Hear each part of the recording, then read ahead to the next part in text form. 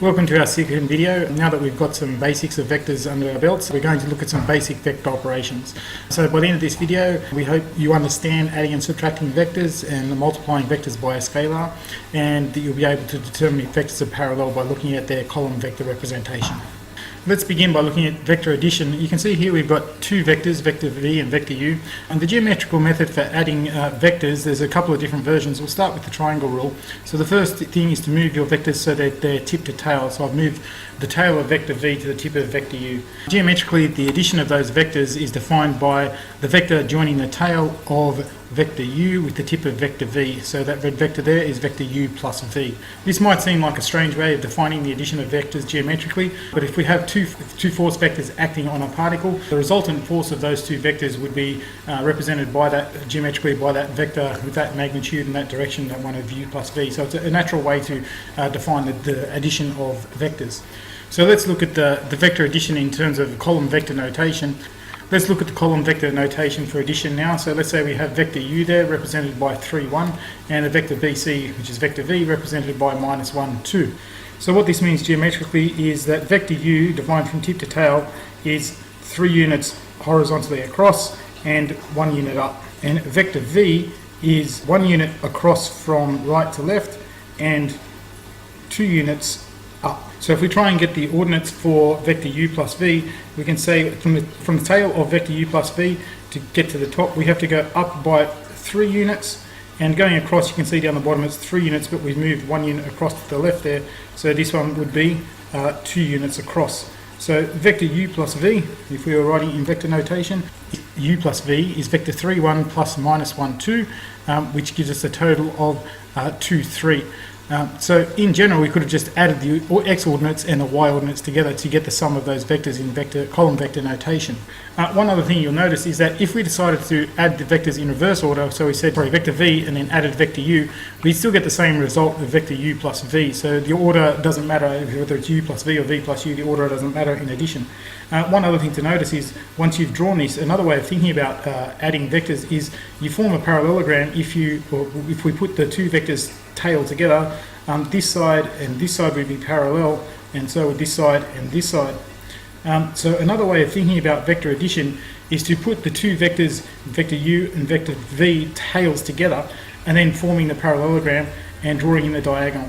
Adding the vectors using the tip to tail method, forming a triangle, is the triangle rule of addition, and there's also the parallelogram rule of addition, where you join the vectors tails together and form a parallelogram, and the diagonal would be the geometrical representation of u plus v. So in summary, we have a couple of ways of thinking about addition of vectors. If we have vector u, to add on a vector v, we place them tip to tail, and the resultant vector from the tail of one to the tip of the other is vector u plus v. Or we could place the two vectors with their tails together. If that was vector u and this is vector v, we could form the parallelogram, and the diagonal from across the parallelogram also represents vector u plus v. And finally, in column vector notation, if we have a vector u which has components a and b, and vector v which has components c and d, the sum of those vectors, u plus v, is obtained simply by adding the ordinates. So we have a plus c and b plus d. We're now going to look at scalar multiplication, that is multiplying a vector by a real number. So let's start off with the expression u plus u. Geometrically, if we have the vector u there, using our tip to tail method, if we add in another vector there, our sum of the vector would be vector 2u, would look something like that. So of course we have our answer to the question here being 2 times the vector u. So let's think about what this would look like in column vector notation. Taking our example here, let's imagine if this vector is 3 units across and 4 units up. Of course the other vector is exactly the same as that, so that would be 3 units across and 4 units up. Find the how many units across and up our 2u vector would be. Well, it would be 3, 6 units across and 4, 8 units up. So we can say that given that vector u was 3, 4, vector 2u we can see is 6 units across and 4 units up, so that would be 6, 8. So we can see in column vector notation 2 times the vector u is simply 2 times each of the components of the vector u. In general, when we're multiplying out by a scalar, we're just multiplying each of the individual components by the number we're multiplying by. Geometrically, what does it mean? Well, it means that if you're multiplying by 2, the direction of the final vector stays the same, but it's stretched by a factor of 2. If you're multiplying by 3, we'd be stretching the original vector by a factor of 3. Similarly, if we're multiplying by a half, so we have a half u plus a half u, of course, that would give us the vector u. And so if we're multiplying by a scalar between 0 and 1, we have a kind of contracting factor. So we'll be multiplying by a half, contracts the original vector by a half, but it keeps the same direction. While we're here, we really should think about what it means to multiply by a negative scalar, both geometrically and in vector notation. And let's imagine we have a vector, we'll stick with the same one, so vector u, and we said it has components 3 and 4. So if I was to draw that vector, it would look something like that, and it would be 3 units across and 4 units up. If I was to multiply that vector by -1, so we had minus vector u, following our scalar multiplication rule, it would be -3 multiplied by -4. So what that means, what's this resultant vector look like geometrically? Well, to draw that vector, because it's negative, I would be going 3 units from right to left and then 4 units down. So that vector would look like that. As you can see, it's got exactly the same magnitude as our original vector, but going in exactly the opposite direction. So the effect of multiplying a vector by a -1 is to reverse the direction of the vector. Similarly, if you multiply by a -2, you'd reverse the direction of the vector, but the vector's magnitude would be increased by 2. In summary, if we had any vector multiplied by a scalar, so k times vector u, let u have components a and b, well, ku would be k times a and k times b. Geometrically, what does that mean? It's either a stretching or a contracting factor. Contracting if you're multiplying by a number between 0 and 1, and if you're multiplying by a negative number, it reverses the direction of the original vector. Something that follows from our work with scalar multiplication is looking at parallel vectors. Let's say we have here the vector A. If I was to multiply that by a scalar that was bigger than 1, well, the effect would be the new vector would have the same direction, but would be bigger if I was multiplying by something bigger than 1. So let's say this one was multiplied by 2, so it's about twice as big. So this would be the vector 2u. And we know that the column vector representation of that would be doubling the ordinates there. So that means that if we have 2 vectors in column notation and components of one are multiples of the other. So for example, here we had, if this was u, and if that was 3, 4, and we would say that vector 2u is the same as 6, 8. Well, we could write vector 2u as 2 times the components of u, which are 3 and 4. Since this is a multiple of the original vector, we can tell that the vectors are parallel. Similarly, if we have the vector there multiplied by -2, again, they would still be parallel, but in the opposite direction. Let's have a look at some really simple examples of questions here. So example 1, which is in your booklet, you might like to pause the video and have a go first. Okay, example 1 says, drawing the number plane at vector 4 minus 2 and find the magnitude of the vector.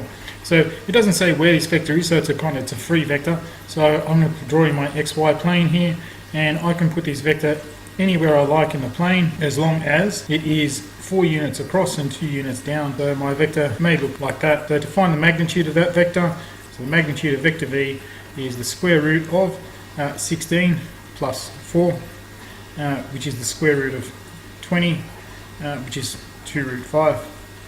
Okay, so if we're going to define the vector u from a line segment from 3, 5 to 4, 1, and we need to find the components of u. So I'm just going to quickly draw a diagram. The end point is 4, 1, so 4 units across and 1 unit up. Okay, so we need to find the components a and b now. So we need to find how far across and how far up and down that vector would be. Vector u is equal to, going across, we've gone from point 3 to point 4, so it's gone 1 unit in the right direction. And going down, in this case, to get to the tip of it, gone from 5 to 1, which means we've gone down 4 units. So the vector representation of u there would be 1 minus 4. So in answer to the question, a equals 1 and b equals minus 4. Just an important thing to note here, that a quick way to get that vector would have been to subtract the x components and the y components, but you need to be careful about the order. So when we did our subtraction, we took the tip point first. So to get our first one, we would have gone our tip point, which is 4, take away 3, which gives us the 1. and then for the x component, again, we go the 1, take away the 5. The order of that is really important. So you're taking away the tip point from the tail point. Now, this idea of getting the vector by subtracting the ordinates in the right order is really important. Another way of thinking about this is, let's say we had the vectors in a plane and we had position vectors. So let's say I had points in a plane, say A, and this would be vector B. If I was looking to find the vector AB, I would say vector AB is equal to, now to get from A to B, I would have to go down from A to the origin, which would be the vector A but in the opposite direction, so that would be minus vector A. And then to get from the origin to the point B, I would have to add on vector B. And you can see how this corresponds to that subtraction rule where we had tip point, which is positive B, take away the endpoint A. One final thing to look at with addition of vectors is if we want to add more than one vector at a time, we can use the Polygon rule. So we had, we'll follow the tip to tail rule. So we had vector A, using tip to tail rule, vector B, and say using tip to tail rule, I would put vector C down there. So to add those three vectors, following the vector addition rule, I go from the initial point of the first vector to the tip of the next one after you've placed them tip to tail. And so this vector here would be the vector A plus B plus C. And you can see that when you add more than one vector, you kind of get this polygon. If it's two vectors, you're going to get a triangle, which is the triangle law. But if there's more than one or more than two vectors, you're going to get the a polygon. So it's called the vector polygon rule. This is an interesting example. This hexagon here. Let's say if I label these points, and if to say that the vectors were going in this direction, vector AB plus tip to tail rule, vector BC plus vector, next one tip to tail rule would be CD, and I kept going around until I got to my final vector, which would be F to A. You notice that we're back in at the original starting point, which means that the sum of those vectors is the 0 vector. So the 0 vector is an interesting vector because it has no magnitude. We want to work out what vector U minus vector V would be. We can think of this as being vector U plus the negative of vector V.